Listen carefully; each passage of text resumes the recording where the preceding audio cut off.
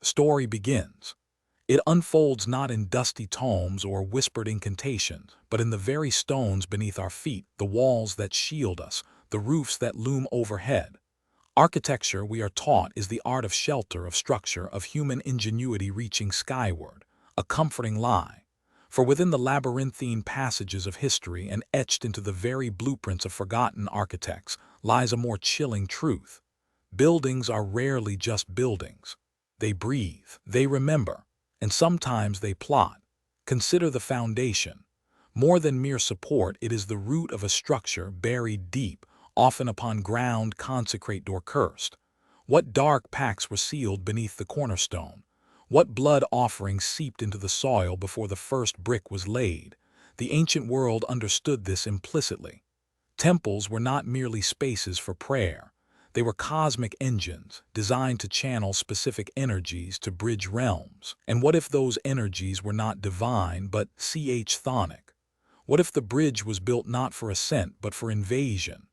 This is where the architect becomes sorcerer, the builder a binder of spirits. A structure can be a conduit, its geometry meticulously planned to attract, focus, or amplify unseen currents. Think of spires that pierce the heavens, drawing down power like lightning rods, or subterranean chambers designed to siphon the raw, malevolent force from the earth's abyssal heart. Every arch, every vault, every shadowed alcove can serve a hidden purpose. Conversely, a building can become a prison. Walls not merely for containment of the living, but for the incarceration of the dead, or worseth never born. Forgotten cells where spectral entities are chained, bound by sigils etched into their very stones, their desperate whispers echoing through eternity. Or a vast, intricate maze designed to confuse and disorient, not just mortals but entities from beyond, trapping them in a dimensional cul-de-sac. And then, the most terrifying permutation, the altar, a structure wholly dedicated to communion with the infernal. Places where geometry ceases to be about aesthetics and becomes a language of invocation. Where floors are stained, not by accident but by ritual. Where the air hangs heavy with the residue of unspeakable rites, and every shadow seems to writhe with expectant hunger. These are not shelters, but hungry mouths designed to consume, to appease, to elevate the monstrous. The veiled stone whispers its secrets. It speaks of architects who understood more than stress loads and material science. They understood the metaphysics of fear, the geometry of subjugation, the dark calculus of power, and they built their truths into the very fabric of our world, awaiting rediscovery by those braver foolish enough to listen. The story has only just begun to crack its ancient stony shell. The fissure widens, not to reveal a fragile nascent life, but the cold, hard truth of bedrock permeated by malice. We speak of architecture, but not merely of shelter or aesthetic form. We speak of vessels, of solidified will, of the calcified imprints of dread desires and forbidden knowledge, etched into every quarried block, every vaulted ceiling, every subterranean passage. These structures are not inert. They are frozen screams, silent witnesses, their very stone impregnated with the intentions of those who conceived them. Vaulted ceiling, every subterranean passage. These structures are not inert. They are frozen screams, silent witnesses, their very stone impregnated with the intentions of those who conceived them. These intentions, dark and ancient, coalesce within the very mortar and beam, forming a subtle, malevolent resonance. The architect, often an unwitting scribe, sometimes a deliberate acolyte, transmuting blueprints into sigils carved from the very earth. Consider the geometry of sacrifice, the alignment of shadow, the precise placement of a lintel not for structural integrity but for binding spell. Each meticulously placed block, each carefully angled arch becomes a line in a sinister invocation. These are not random happenstances.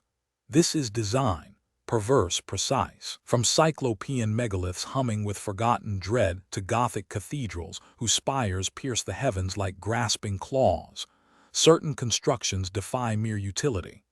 They are erected not for humanity, but against it. They act as anchors dropped into the abyss, pulling fragmented horrors into our tangible reality. Or they are cages, intricate and unyielding, holding captive forces that would rend the very fabric of existence. The chill that permeates certain ancient keeps, the inexplicable dread in forgotten crypts, these are not mere drafts. They are the palpable breath of something imprisoned, or the frigid aura of something welcomed within. Every secret passage, every hidden vault, every unnervingly symmetrical courtyard could be a threshold. A locus where the veil thins, where the impossible bleeds into the tangible. We speak of haunted houses, but the truth is far more profound. Entire districts, even cities, can be cursed constructs. Their foundations laid on blood, their spires reaching for a sky that watches with cold indifference. To walk within such architecture is to tread upon the consecrated ground of the damned, to breathe air heavy with prayers never meant for mortal ears. It is to become part of a grander, darker design, a willing or unwitting participant in a ritual cast in stone and steel. The structures endure, silent guardians of ancient evils, waiting for the opportune moment, for the key to be turned, for the seal to break, for the whisper to become a roar. They stand as monuments to a profound pact, an eternal bargain between architects of men and architects of shadows, for the key to be turned, for the seal to break, for the whisper to become a roar. They stand as monuments to a profound pact, an eternal bargain between architects of men and architects of shadows. These primordial structures, etched into the very bedrock of existence, were never mere shelters. They were anchors, conduits, and terrifying gates, born from a visceral understanding of a world teeming with unseen forces. Consider the megaliths, the dolmens, the standing stones, the colossal circles that scar ancient landscapes. Not mere markers nor simple tombs, they were instruments.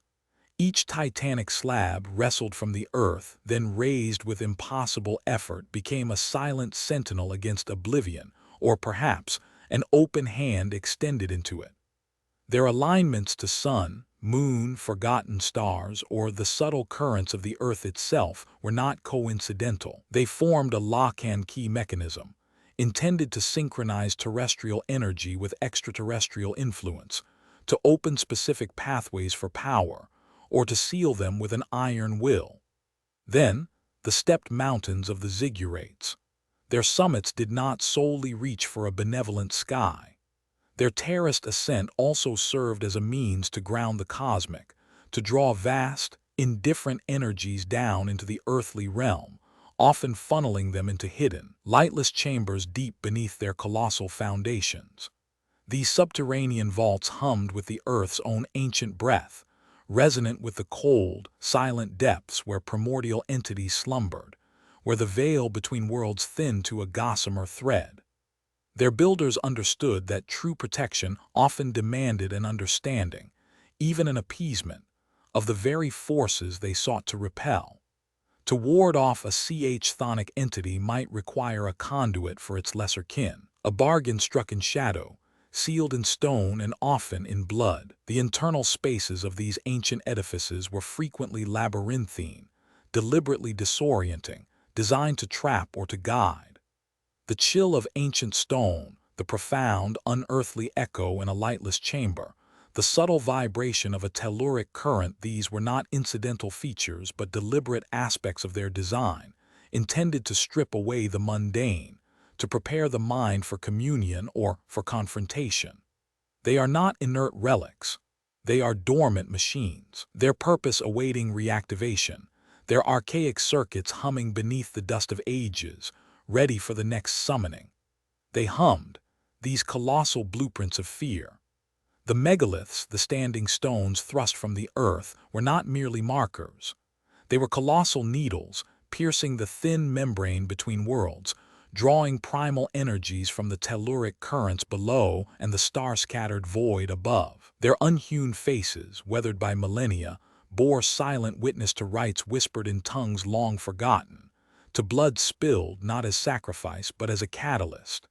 These monolithic forms, aligned with grim celestial bodies or unseen subterranean arteries, functioned as colossal antennae, tuning forks resonating with the very fabric of the cosmos and the abyss.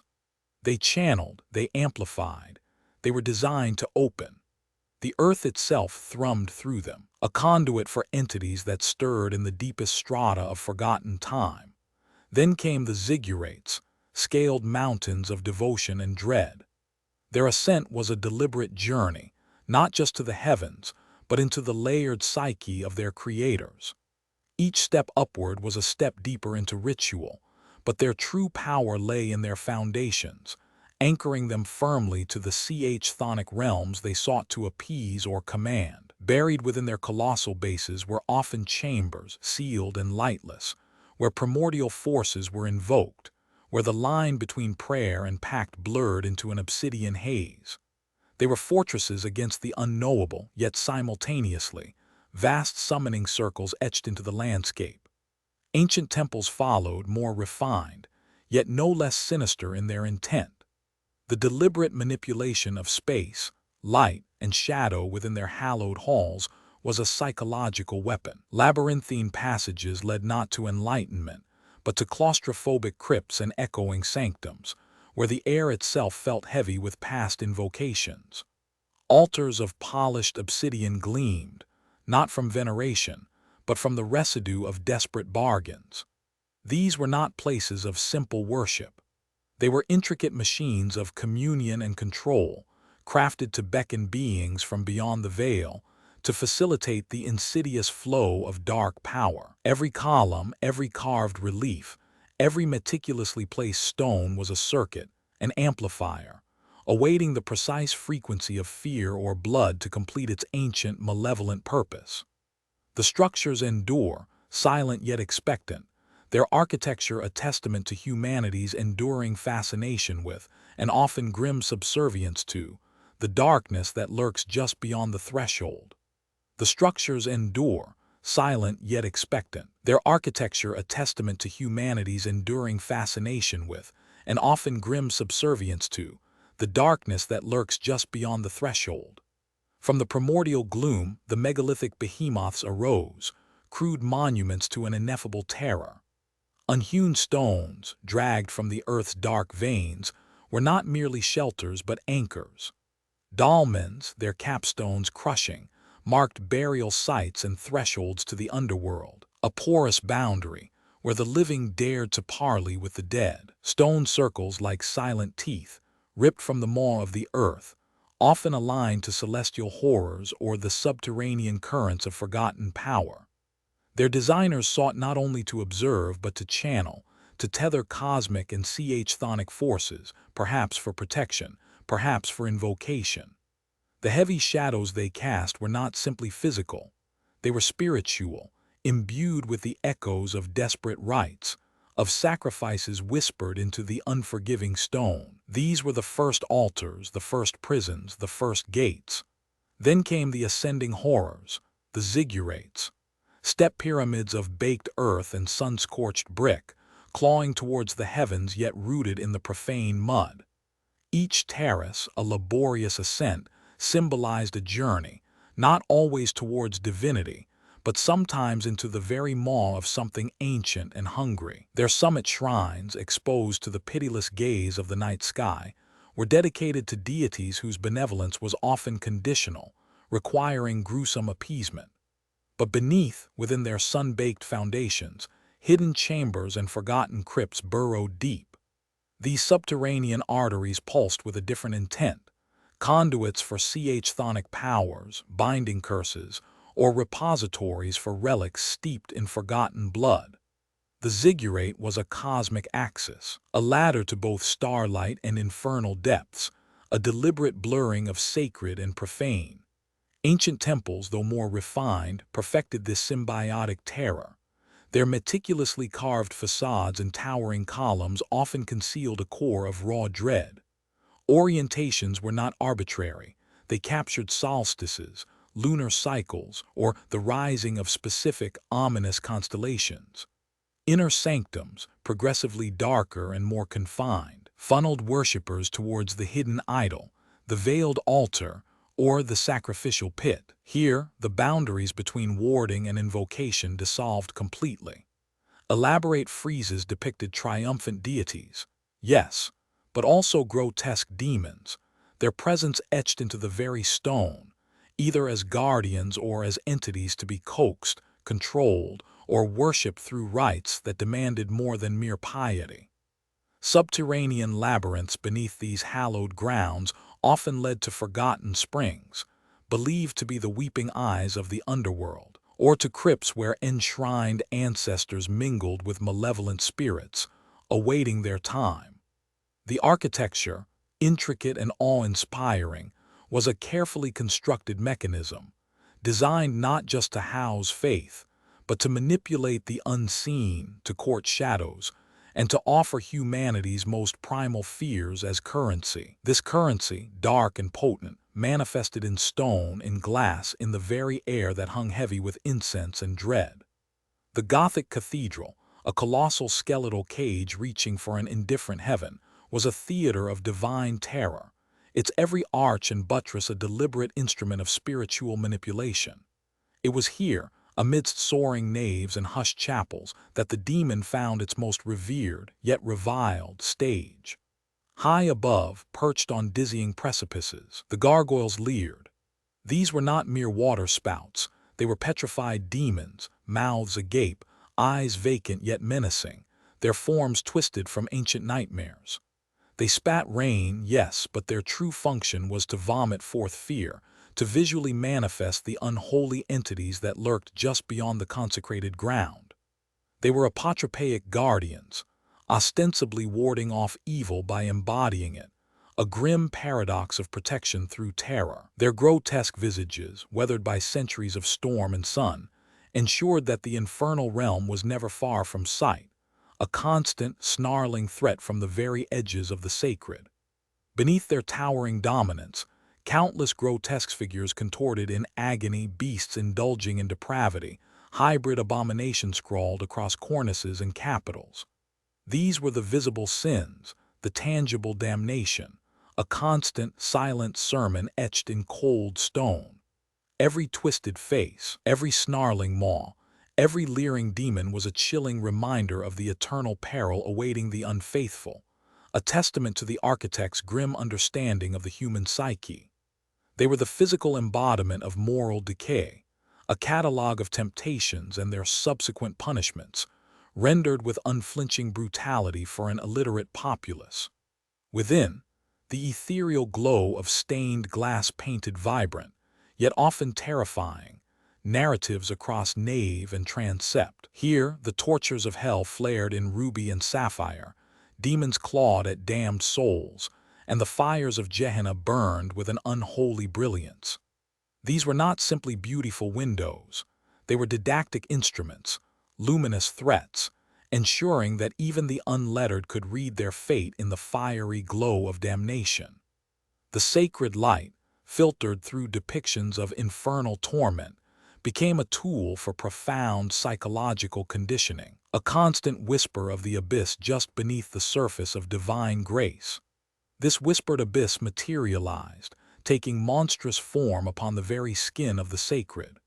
Perched high, often unseen by casual gaze, the gargoyles leered down.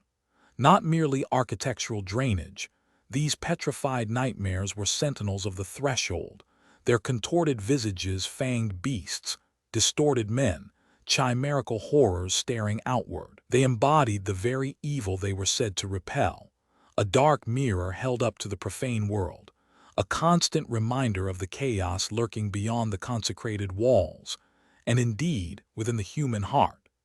Each grimace, each open maw, screamed a silent warning of the infernal forces forever pressing against the fragile edifice of salvation.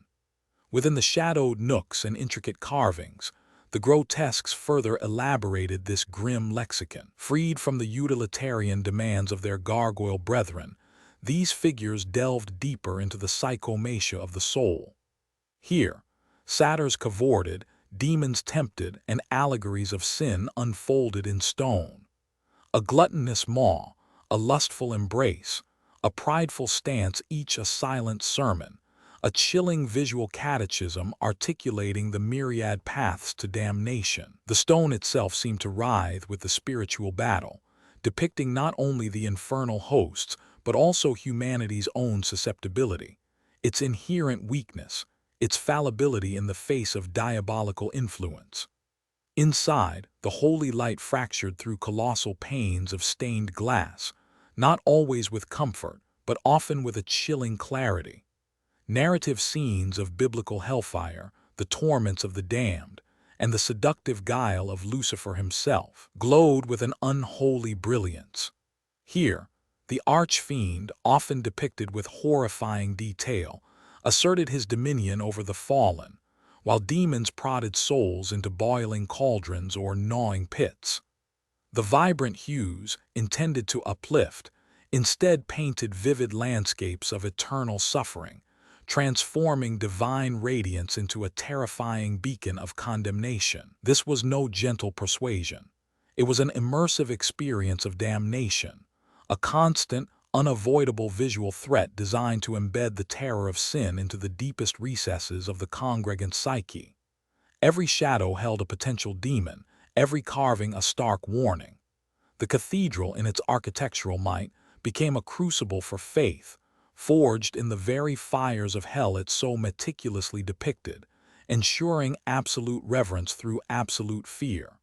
The cathedral, in its architectural might, became a crucible for faith, forged in the very fires of hell it so meticulously depicted, ensuring absolute reverence through absolute fear. From the soaring spires, the very stone itself began to whisper, then shriek of damnation.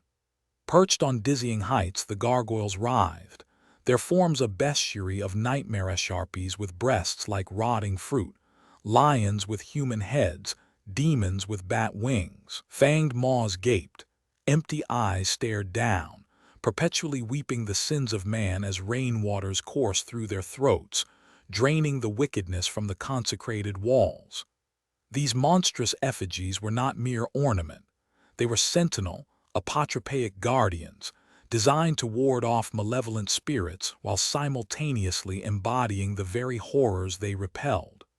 Their permanent sneers and silent roars were a constant, physical reminder of the infernal legions lurking just beyond the sacred threshold, a warning etched in grim permanence against the heavens. Within the shadowed nave, the terrifying spectacle continued. Stained glass windows, vast tapestries of shattered light, bled narratives of torment and ultimate judgment across the cold flagstones. Here, the invisible became terrifyingly vivid, the horned prince of darkness, his legions dragging shrieking souls into lakes of fire, the damned consumed by beasts, in a tableau of eternal suffering. The sacred light filtering through these scenes transformed the spectrum into a chilling premonition, bathing worshippers in a ghastly glow that underscored the fragility of salvation, the relentless pursuit of the infernal. Even in the less prominent nooks, the insidious iconography persisted. Grotesques twisted from corbels, leering faces hidden in the shadows of an archway, a serpent coiling unseen around a column Bassethi's subtle, almost missed carvings whispered of a pervasive evil, an omnipresent threat. No corner of the holy space was truly innocent. The medieval builder, guided by theological doctrine and an innate understanding of human psychology, sculpted fear into every facet. The cathedral became a vast, stony sermon, a permanent purgatory for the eyes, compelling absolute submission not just through divine promise, but through the visceral, inescapable terror of what lay beyond the threshold of grace. Every glance upward, every flicker of candlelight against a monstrous visage, reinforced the perilous tightrope walk between salvation and damnation, binding the soul to God through the relentless omnipresence of the demon,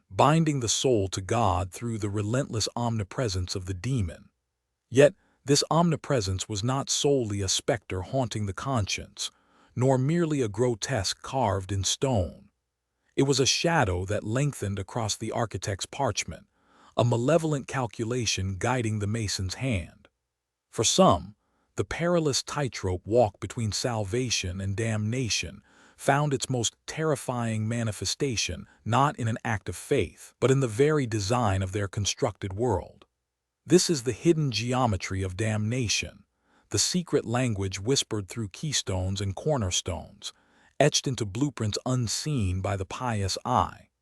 We speak now not of accidental malformation or superstitious whims, but of deliberate, esoteric intent.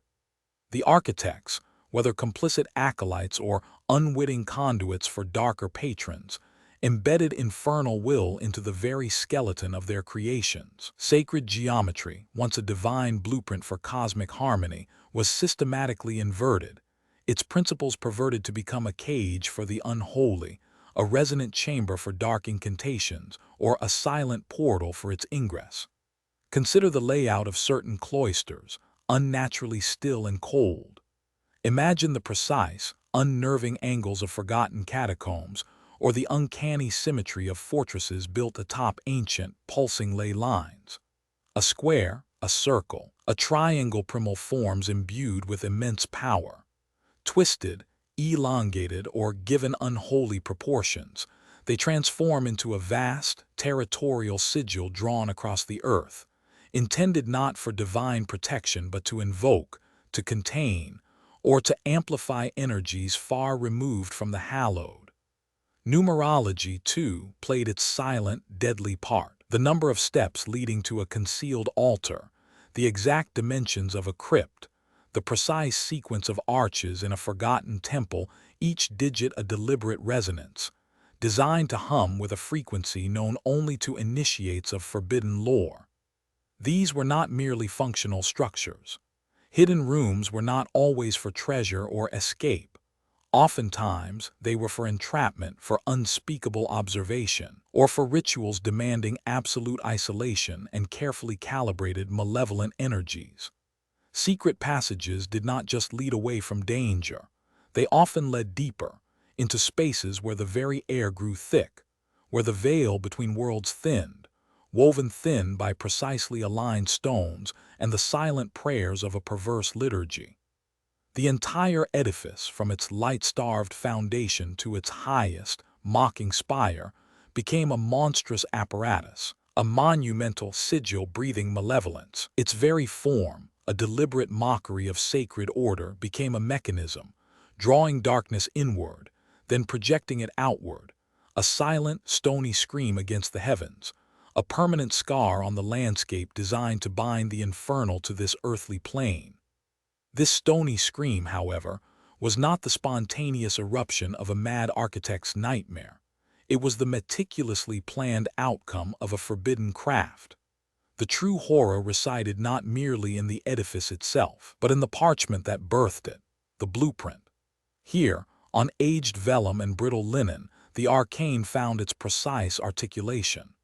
Every angle, every dimension, every spatial relationship was a deliberate invocation, a carefully charted sigil in 2 dimensions destined to rise as a 3-dimensional cage or conduit. Esoteric geometry, revered by ancient mystics for its divine harmony, was here twisted into a grotesque parody. The perfect proportions of the golden ratio, once symbols of cosmic order, were subtly inverted or distorted, creating imbalances designed to fray the veil between worlds. The sacred forms of the Vesica Piscis, the flower of life, or the Platonic solids were not merely decorative motifs.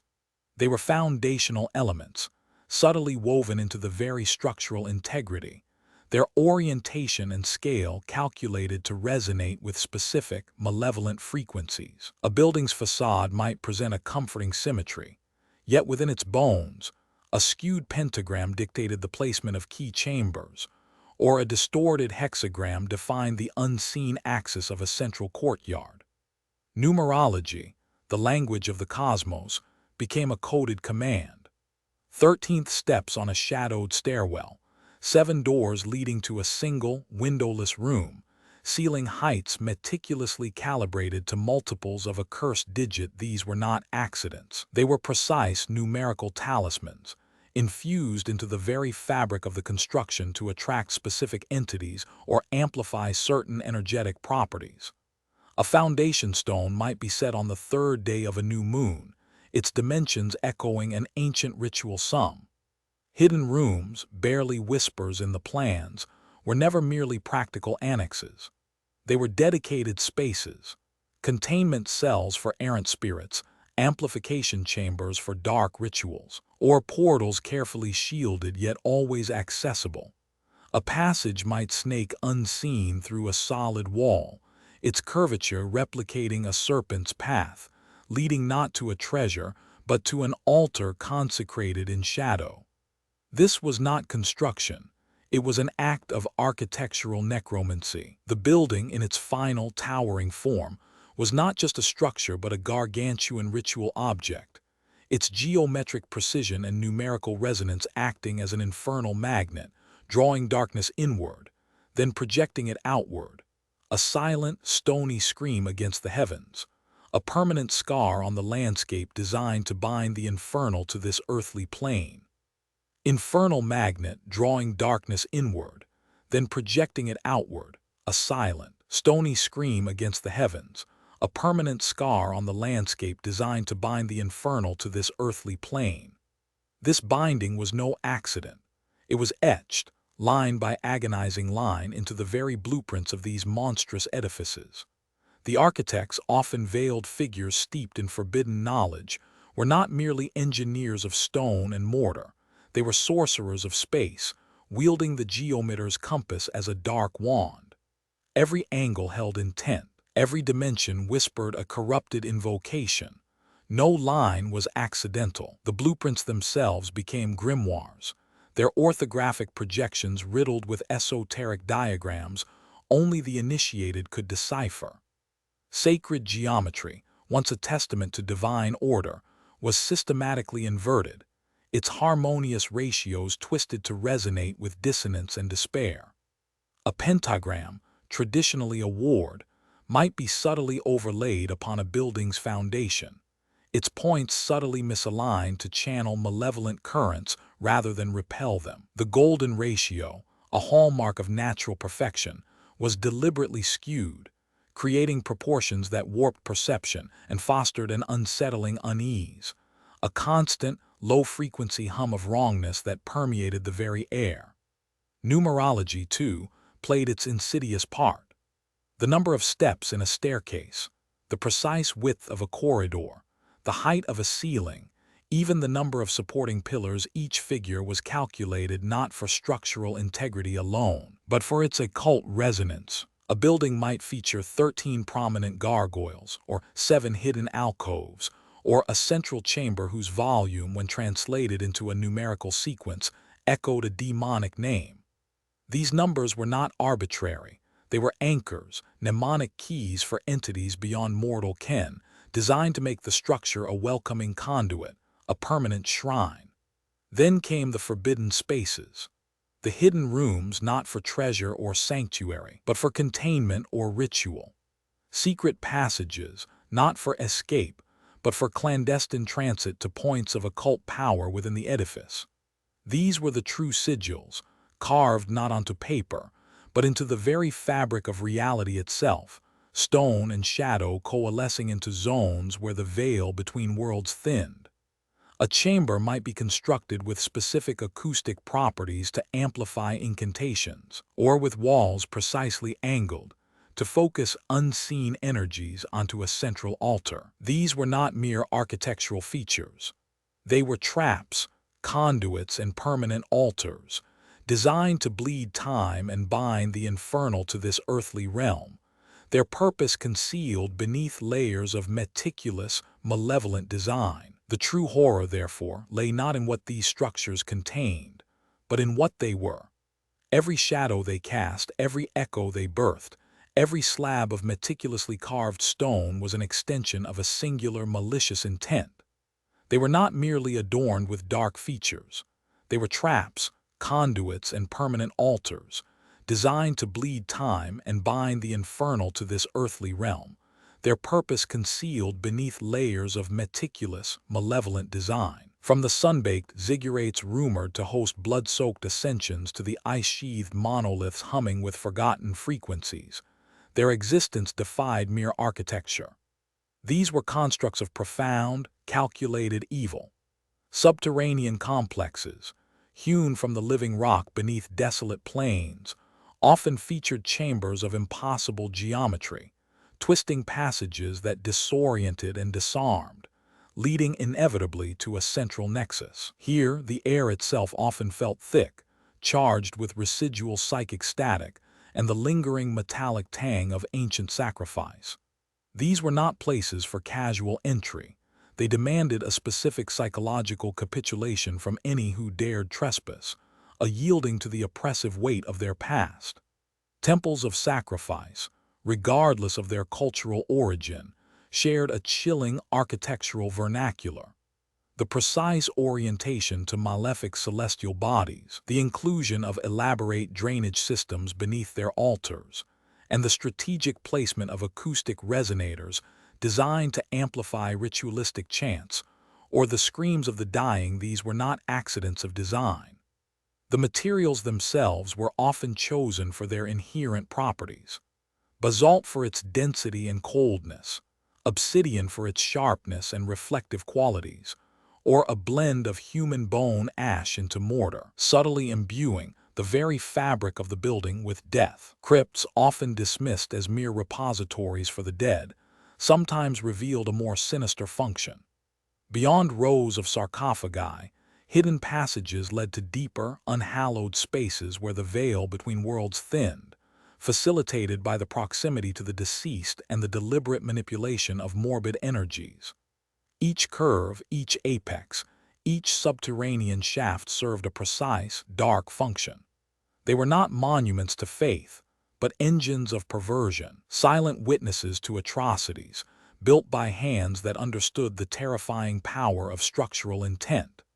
They stood as enduring scars on the landscape, silent, brooding, and eternally ready for the next ritual.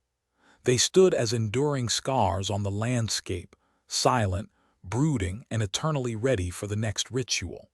These were not mere constructions, but deliberately engineered instruments of dread. Every stone, every shadowed corridor, every calculated angle served a singular, malevolent purpose: to facilitate the darkest communions, to amplify the cries of the sacrificed, to channel the raw power of summoned entities. Consider the towering altars of Mesoamerica. Pyramids of blood-soaked stone, their summits piercing skies often choked with ash and sacrifice. The steep, unforgiving steps of a Templo Mayor, crafted not for reverence but for the arduous ascent of the condemned, their final moments exposed to a gaping populace. Here, the obsidian blade rose and fell with ritualistic precision, extracting still-beating hearts. Blood, a torrent of crimson, sluiced down meticulously carved channels, irrigating the sacred earth, feeding unseen, unholy roots. Every tear, every sculpted deity on these colossal teocalli was an architectural testament to a cosmic hunger, a design meant to awe, terrorize, and consume. Yet malevolence often burrowed deeper, shunning the light. Beneath forgotten hillsides, in sealed crypts and labyrinthine catacombs, clandestine rites thrived. These were not mere burial grounds but purpose-built conclaves for necromancy, for whispered pacts with chthonic powers. Rough-hewn walls absorbed centuries of incantations, the stagnant air heavy with decay and desperate pleas. Hidden chambers, their entrances disguised, offered perfect secrecy for forbidden summonings, for altars where shadows themselves seemed to congeal. The architectural language of these sanctuaries was insidious. Specific alignments to sinister constellations, acoustic properties designed to warp sound into unsettling echoes, amplifying the mad chants of the celebrants. Materials like dark basalt and obsidian were chosen for their unforgiving nature, their ability to absorb and reflect the grim glow of torches. They were monuments to depravity, their cold stones forever etched with the memory of anguish, pulsing with a silent, terrible expectation, waiting, always waiting. The waiting was never passive. It was a calculated emptiness, a void designed to be filled with dread, then terror, then finality.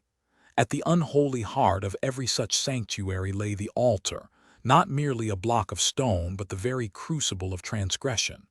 These were not simple tables. They were meticulously carved monoliths, often elevated upon a dais, demanding a grim reverence even in their horrific function. Their surfaces, frequently concave or subtly grooved, possessed precise channels, engineered to direct the flow of crimson life, guiding it towards ritual drains or basins. No drop was to be lost, every vital current a potent sacrament, a vital conduit to the unseen, to the hungering entities beyond the veil. This was the heart of their devotion, yet the conduits themselves were not organic. They were crafted, shaped, designed, not by chance but by minds steeped in a geometry of damnation. We speak now of the master builders, the hidden hands that sculpt the very stage upon which such horrors unfold. Men like Alastair Finch, obscure to mainstream history, yet a phantom presence in the archives of the forbidden.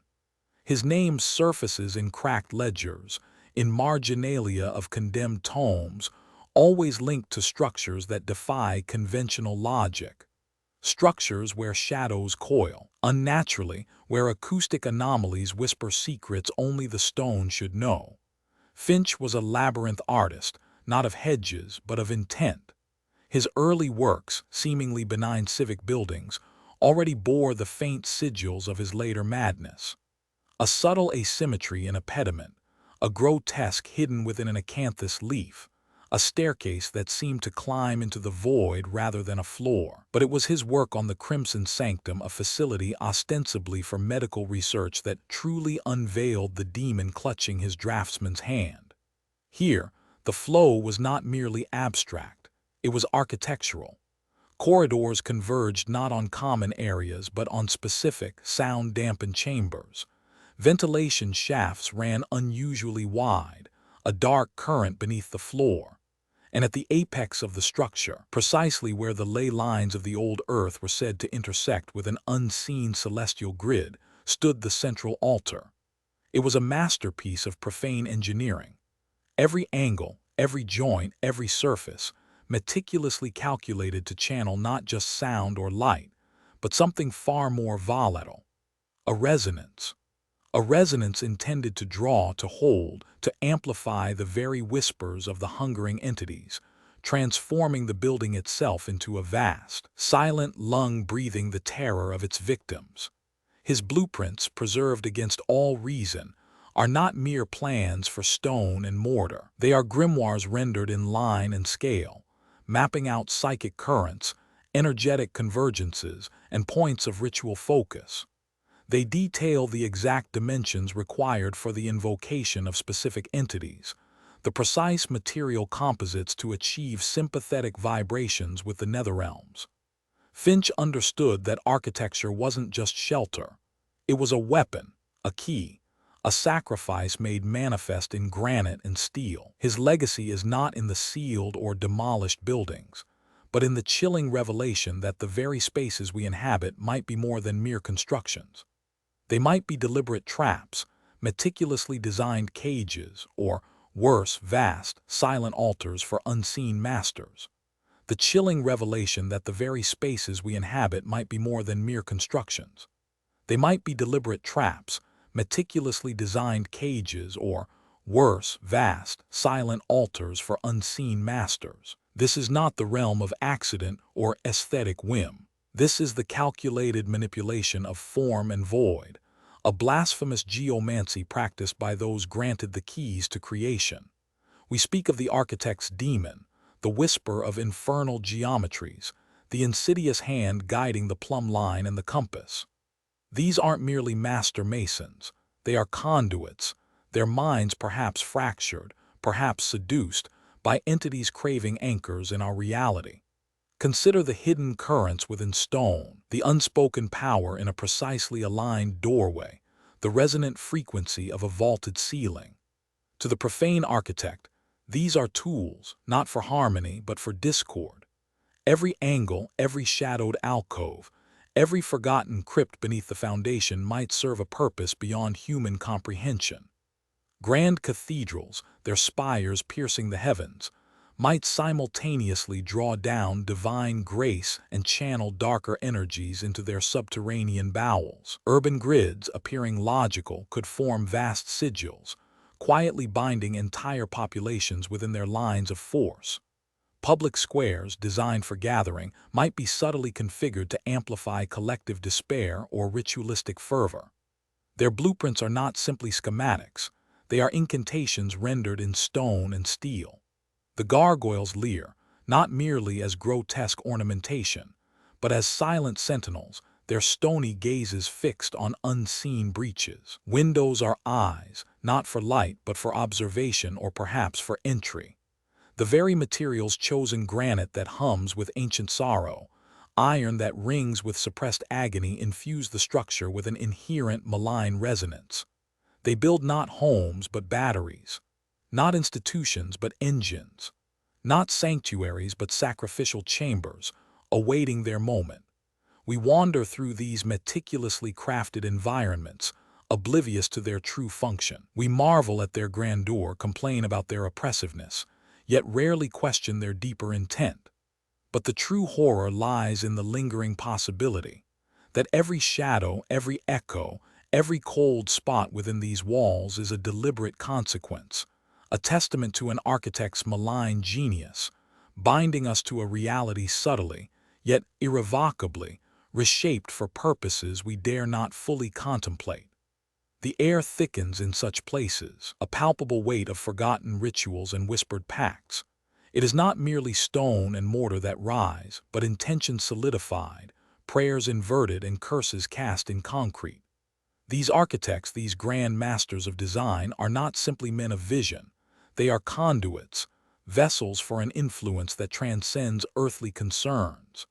They speak in angles and arcs, in the deliberate obstruction of natural light, in corridors that coil like intestines, leading not to an exit, but to a deeper entrapment. Consider the layout of certain ancient cathedrals, their cruciform plans often concealing geometries far older, far more potent than Christian dogma would suggest. Or the labyrinthine street plans of forgotten cities, mirroring constellations whose influence, when invoked, promised power to a select few.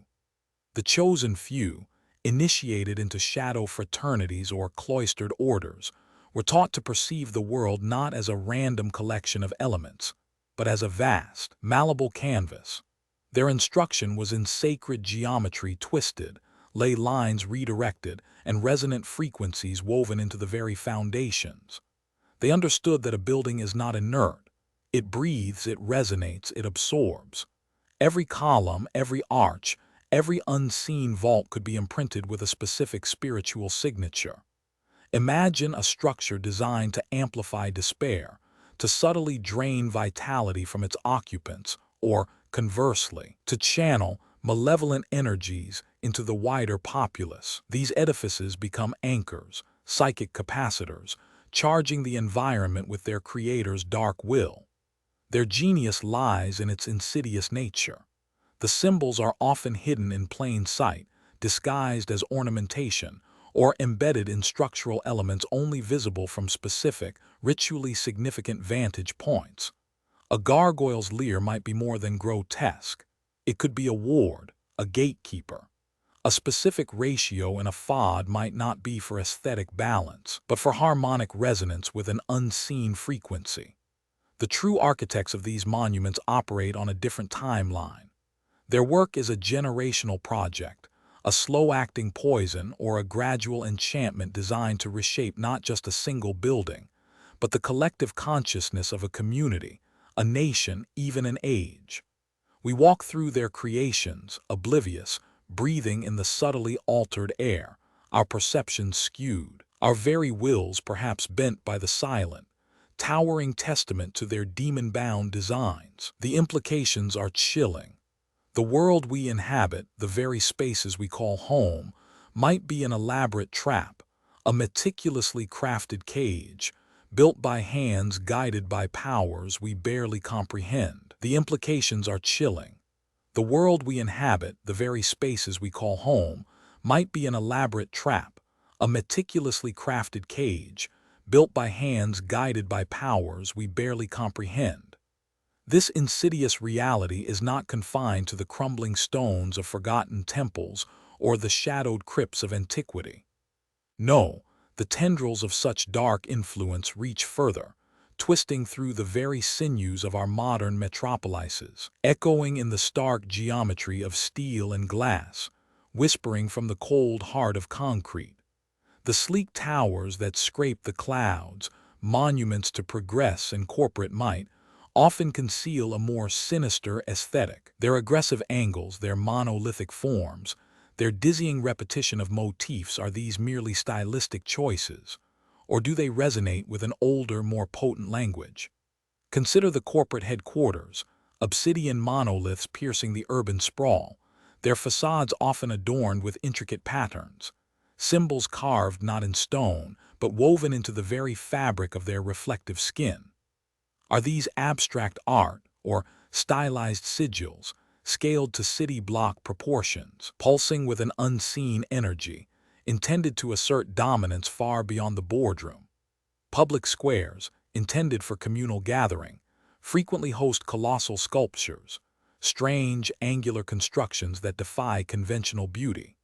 They loom, silent and imposing, their forms often unsettlingly reminiscent of ancient altars, gnomon-like structures casting elongated shadows that stretch and warp with the sun's passage, or even fragmented symbols from obscure grimoires. The lines blur between architectural innovation and deliberate esoteric imposition. Is it coincidence that so many modern institutions, from financial centers to governmental hubs, adopt architectural styles that, upon closer inspection, evoke structures of ancient power or even ritualistic sacrifice? The stark, almost brutalist forms, the labyrinthine corridors, the inaccessible heights, they don't just dominate the landscape, they subtly dominate the psyche. We walk beneath these modern titans, navigate their cold, precise interiors, our senses dulled by their sheer scale. But what if the very air within them is charged? What if the subtle curves and sharp edges are not just aesthetic but conduits? What if the repeating patterns in the glass, the seemingly random placements of monuments, are components of a grander, silent mechanism? The question lingers, a cold breath on the nape of the neck. Is this uncanny geometry unintentional, merely a recurring human fascination with potent shapes, or is it unsettlingly deliberate? Are we, in our gleaming, technological age, still dwelling within structures designed to harness, to control, to ensnare, only now cloaked in the deceptive veneer of modernity? The answer, chillingly, is often yes. The old gods never truly vanished. They merely donned new vestments of steel and glass.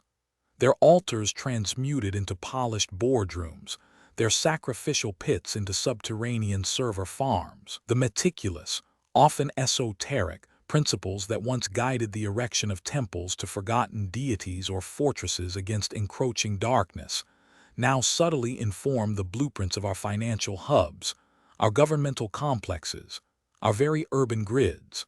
Observe the Leviathan forms of global corporate headquarters. Their uncanny geometries are not merely triumphs of engineering. They are often abstract, imposing sigils etched into the urban fabric. Sharp angles pierce the sky, mirroring ancient daggers. Monolithic facades, devoid of welcoming warmth, project an aura of impenetrable power, not unlike the cyclopean walls of a forgotten stronghold. Repetitive patterns, dizzying and hypnotic, echo the mandalas of old cults, perhaps designed not for meditation but for a subtle, pervasive psychological conditioning. These structures command rather than invite, their sheer scale reducing the individual to an insignificant particle within a grand, silent machination. Public monuments, too, often become focal points of unsettling speculation. An obelisk, a form rooted deeply in ancient sun worship and phallic fertility rites, now punctures the sky in countless capital cities. A controversial sculpture, ostensibly modern art, might inadvertently mirror the blasphemous angles described in grimoires, its shadows stretching like grasping claws. The very materials, cold, unyielding concrete, reflective, distorting glass, unforgiving steel, imbue these forms with a distinct, often menacing character. They stand as silent sentinels, their forms whispering tales not of human triumph, but of something far older, far darker. Is it conscious design, a hidden language spoken by an initiated few? Or does humanity, in its inherent quest for order and dominion, simply rediscover patterns of power that echo across eons, regardless of their source? The answer remains elusive, shrouded in the reflective surfaces of these modern monoliths. But the unease persists, a faint chill that reminds us. The architecture of control, of veiled ritual, continues to cast its long, complex shadow over our present, binding us perhaps to forces we are only now beginning to dimly perceive. The steel hums with ancient intent. The steel hums with ancient intent. It is not the song of progress, but a low, resonant thrum, a vibration echoing from abyssal depths. Modernity, with its gleaming towers and stark, minimalist facades, often purports to shed the skin of superstition, to rise above the archaic. Yet, in its relentless pursuit of efficiency and imposing grandeur, it frequently reconstructs the very frameworks of power and dread that ancient cults understood so intimately. The cold geometry, the reflective glass, the sheer, unyielding scale, these elements, stripped of ornamentation, often reveal an underlying structure that feels less human, more elemental, more other. This otherness is more than an architectural statement. It is often a grim prelude, a subtle declaration of the true subject of our current inquiry, the psychogeography of the cursed. We speak not of subjective perception, but of a profound energetic imprinting, a malevolent residue that saturates a place, transforming it from inert matter into a living wound upon the earth. Imagine locations where history's darkest chapters were etched in blood and despair, a forgotten battlefield where countless souls perished in agony, a dungeon where the screams of the tortured echoed for centuries, a temple built atop the ashes of unspeakable rituals. These are not merely historical sites, they are colossal batteries of negative energy, charged by the sustained trauma, the concentrated malice, the spiritual violations committed within their confines. The very air in such spaces grows heavy, viscous, pressing down with an almost physical weight. Shadows, far from merely being areas devoid of light, seem to possess an unnatural depth, clinging to corners, devouring illumination. A profound, bone-deep chill permeates everything, irrespective of ambient temperature, a cold born not of climate, but of an absence of warmth, of life, of hope. It is the palpable breath of ancient suffering, the lingering stench of forgotten fear.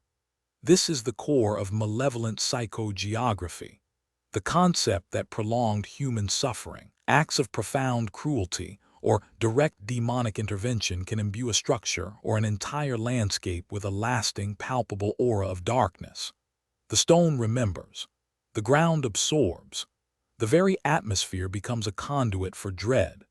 These charged sites do not merely echo their past, they actively radiate it, influencing those who step within their corrupting sphere, whispering forgotten horrors into the subconscious, fraying the delicate threads of sanity. They become anchors for the infernal, beacons for the vile, places where the veil between worlds thins to transparency, inviting what lurks beyond to seep into our reality. This is not mere superstition, but a terrifying reality understood by those who dare to delve into the occult sciences of spatial corruption. The very stones weep with forgotten anguish. The air grows heavy, thick with the residue of terror and despair. Consider the ancient execution grounds, where countless final breaths were choked out, their terror absorbed by the soil, rising as a miasma. Or the crumbling asylum, each shadowed corridor still resonating with the silent screams of the tortured, the mad. These aren't just ruins, they are sentient wounds upon the earth, throbbing with a dark vitality. This phenomenon, a true psychogeography of the cursed, suggests that human suffering, intense negative emotion, and acts of profound evil leave an indelible mark not just on memory, but on the very fabric of a place. It's an energetic imprint, a spiritual scar. The walls absorb the screams, the foundations drink the blood, the ground itself becomes saturated with dread. Demonic incursions, ritualistic sacrifices, and prolonged periods of torment don't merely occur in a location, they transform it. The spiritual architecture of such sites becomes inverted, twisted. What was once mundane becomes a conduit, a spiritual sinkhole drawing in malevolent forces. To step into such an arena of lingering darkness is to feel a tangible pressure, a cold that defies explanation, a whisper that isn't wind. The colors mute, the light dims, and a profound sense of wrongness settles upon the soul. It's the cumulative weight of generations of agony, the psychic residue of violence, the echoing malice of ancient, unholy rites. These places pulse with a malignant rhythm, their very atmosphere suffocating, eager to leach joy and hope from any who linger. They are not merely haunted, they are infected, their essence fundamentally altered, resonating with frequencies of pure dread. The ground trembles not from geological shift, but from the restless hunger of what has seeped into its very bedrock. Such sites become more than just geographic coordinates. They become living, breathing lesions on the world, active participants in the propagation of darkness. The atrocities committed there haven't merely passed into history. They have infused the very architecture, the soil, the air, forging a palpable aura of malevolence. This is why certain ruins possess an oppressive weight, why a particular forest path feels watchful, why a seemingly ordinary house can drive its occupants to madness. It is the silent, insidious power of accumulated evil, solidifying into a physical presence, beckoning the infernal, making the ethereal palpable, and tearing wider the already fragile veil. This insidious power, now a physical presence, not only beckons the infernal and makes the ethereal palpable, but actively tears wider the already fragile veil. It is not merely the echoes of trauma that linger, but a calcified malignancy, a scar tissue on the very fabric of existence. The ground beneath such sites ceases to be mere earth. It becomes a receptacle, a dark accumulator. Stones weep not water, but sorrow and ancient blood. The air itself grows heavy, not with humidity but with an oppressive, invisible weight, a cold that defies temperature, penetrating bone and spirit alike. This is the true psychogeography of the cursed. We speak not of simple memory, but of an active, malevolent resonance. Historical atrocities, prolonged suffering, ritualistic depravities, and demonic incursions forge indelible imprints, shaping the character of a locale with an intensity that transcends conventional understanding. A battlefield where thousands perished in agony becomes a vortex of lingering despair, draining life from all who tread its consecrated, yet eternally defiled soil. A structuria dungeon, an asylum, a forgotten temple where unspeakable acts were performed, absorbs the raw emotional energy like a sponge, saturating its very atoms with the vile essence. These are charged locations, resonating with a frequency tuned to malevolence. They do not passively hold history, they actively transmit it, bending perception, twisting sanity, and opening gnawing fissures in the fabric of reality, inviting entities that thrive on such profound disharmony. The very architecture, once inert, becomes an unwitting monument to agony, a grotesque amplifier of dread. Symbols carved into walls, however innocent their original intent, become twisted conduits, their power inverted, their meaning corrupted by the pervasive psychic miasma. This energy is not static. It is self-sustaining, self-reinforcing. It draws further shadows, invites deeper corruption. The darkness here breeds darkness, concentrating its power, waiting to ensnare the unwary, to whisper ancient temptations into the void of the vulnerable mind, cementing its dominion.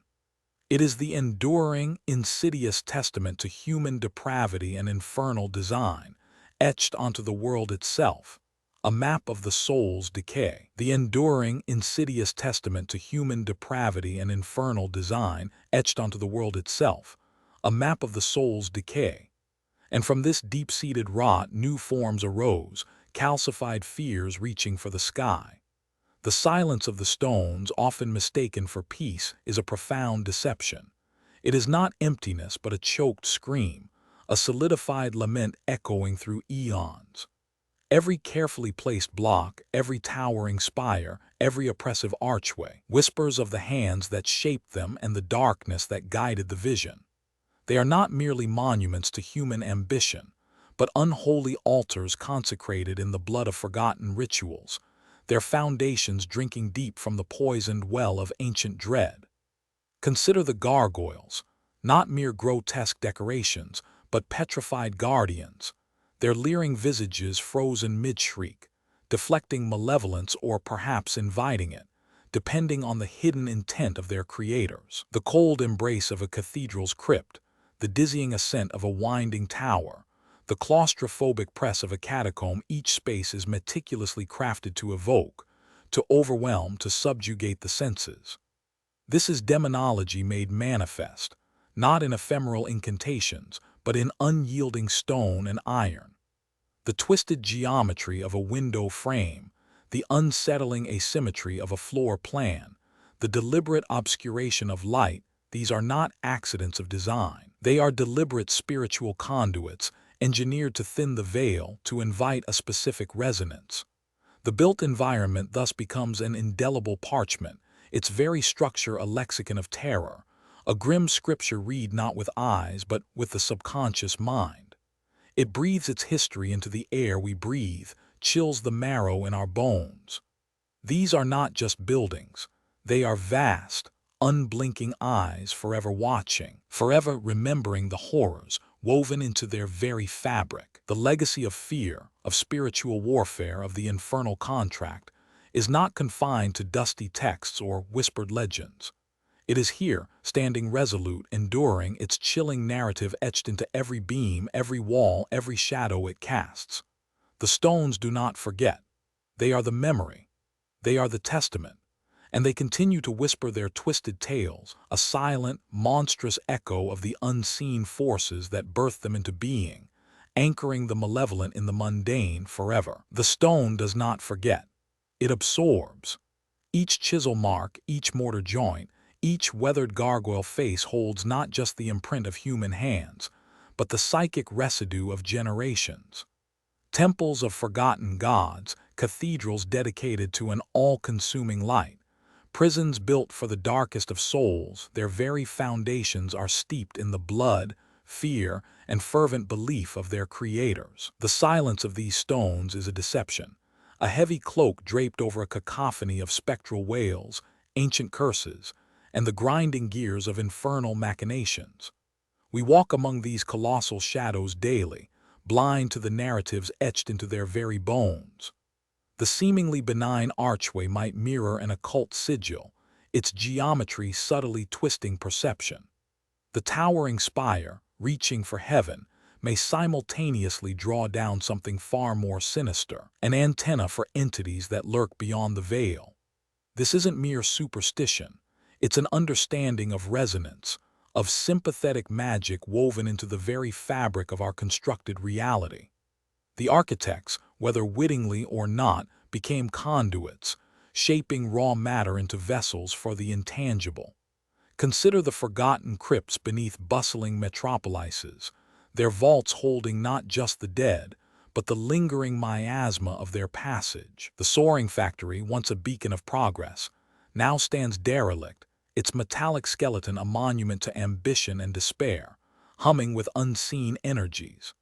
Even the stark, brutalist forms of modern civic structures, stripped of overt ornamentation, can exude an oppressive, soulless weight, mirroring a different kind of horror, the crushing indifference of a dehumanized world, fertile ground for new, insidious manifestations. These are not inert monuments. They breathe. They brood.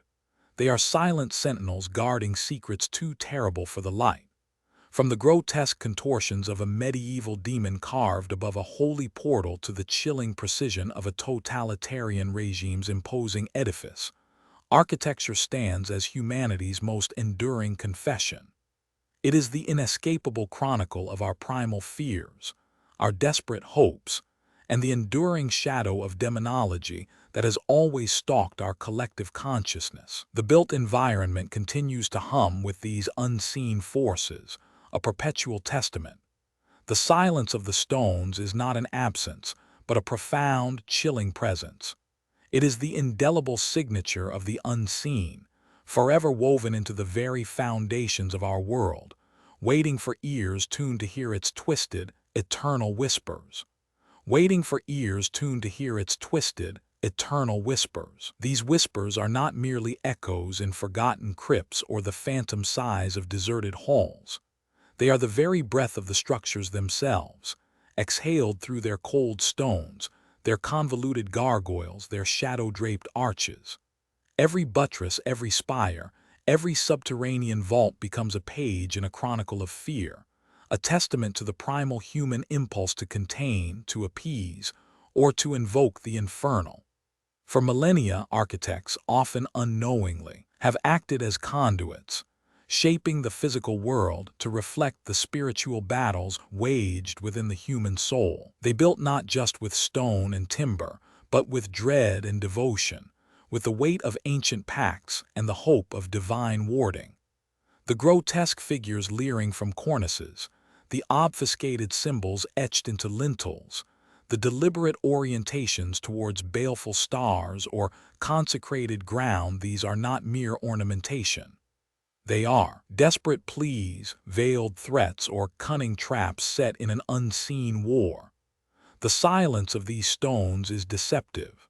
It is not an emptiness, but a profound, resonant stillness, laden with the memories of rituals performed, sacrifices offered, and entities invoked or repelled. Each weathered facade, each crumbling foundation, holds within its core the energetic imprint of generations grappling with the abyss. It is a silence that screams of forgotten terrors, of pacts whispered in the dark, of entities momentarily restrained but never truly banished. Thus, the built environment remains our most enduring, most insidious archive. It stands as a silent, monolithic testament to humanity's enduring fascination with the dark, to the unshakable belief in forces beyond the mundane. From the megalithic circles of primordial dread to the Gothic cathedrals reaching for shadowed heavens, and the modern structures that inadvertently mirror our deepening anxieties, architecture continues to whisper its twisted tales. It is an indelible signature, cast in stone and shadow, perpetually reminding us that the unseen forces are not just woven into our foundations, but are, perhaps, the very architects of our deepest, most primal fears, forever shaping the world we dare to inhabit.